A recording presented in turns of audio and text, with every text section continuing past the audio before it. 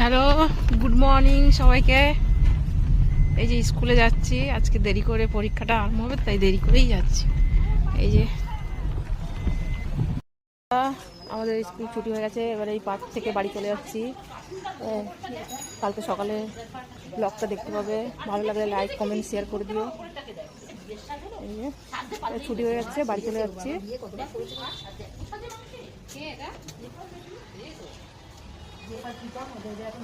High বন্ধুরা, এই যে ছেলের স্কুলে পরীক্ষা হচ্ছে, তাই এই যে একটা পার্কে এসে বসে আছি। পরীক্ষা শেষ হলে বাড়ি নিয়ে যাব।